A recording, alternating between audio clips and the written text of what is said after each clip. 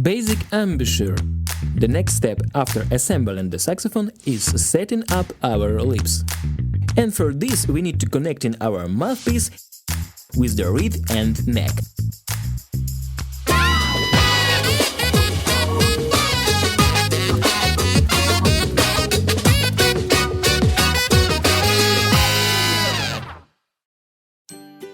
First of all, I would like to say, what if you want to learn a new composition?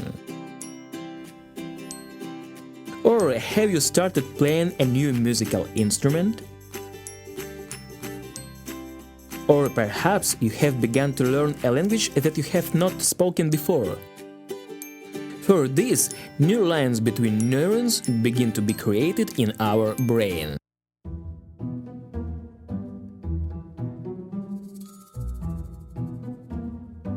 In this way happened the process of memorization. The only thing that it doesn't work immediately, it works gradually. And for this you need a little patience and time.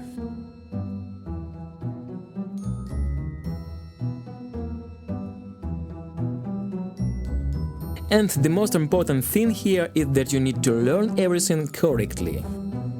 Since if in the learning process you make mistakes over and over again, then your brain will record new lines between neurons, but they will be incorrect. And later, when you find mistakes, you will have to learn once more. And the brain accordingly will have to remove the wrong track and replace it with the correct one. It will take at least twice as long as if you learned everything right at once.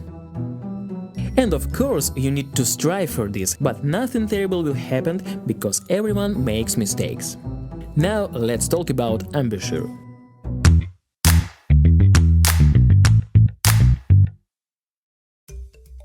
The entire lip placement process is natural and intuitive. Moreover, it entirely depends on our correctly set breathing.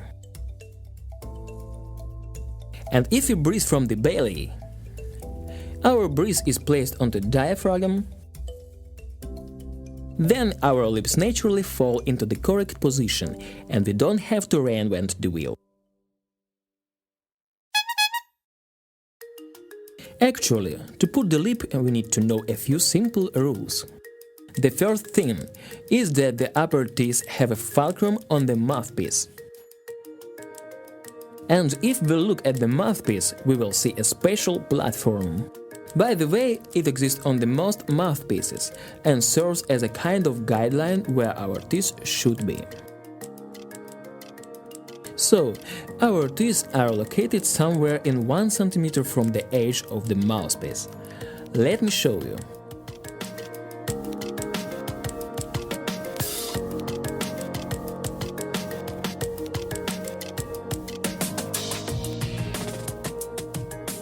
The second is that our lips should close around the mouthpiece. Here are my lips without mouthpiece.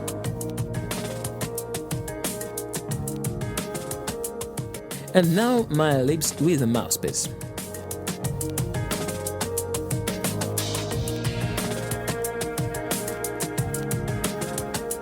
Feel the difference. That is, our upper lip doesn't turn inside and doesn't turn away, it just lies on the top of the mouthpiece. And the lower lip, there is something to talk about here.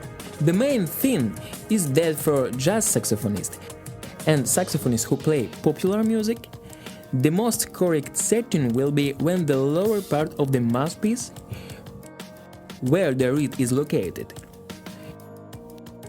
rests on the inner soft part of the lower lip. Something like this.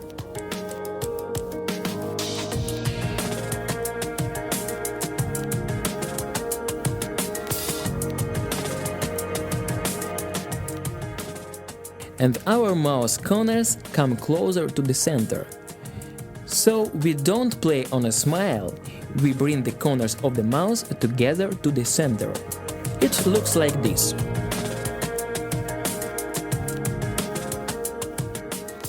Now let's talk about our lower jaw. What do you think? How the lower jaw should behave while we playing the saxophone? The thing is that our main task when we play in the saxophone is unobstructed air supply from the diaphragm, which rises up passing through our throat. By the way, the throat is opened, and in another video we will talk in more detail about how to open our throat. Then the air passes through the mouth, enters the mouthpiece and goes further into the saxophone. Air passing through the mouthpiece catches the reed and causes it to vibrate. In this, our main task is that the vibration going on naturally. We don't have to bite mouthpiece and don't have to press on it, thus preventing the reeds from the vibrating. And our lower jaw goes slightly down, not up. It seems as if we want to say the letter O or U, and only our lower lip creates some pressure on the reed. So we work only with muscles, we don't press the jaw. To play the note on the mouthpiece with the neck, you just need to blow into the mouthpiece with articulation ha. Just blow inside.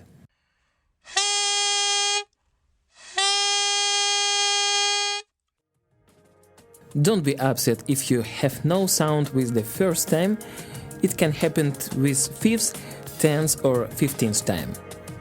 And after you play the first note, the next step is to add a little attack with your tongue. So we need to say articulation ta instead of ha.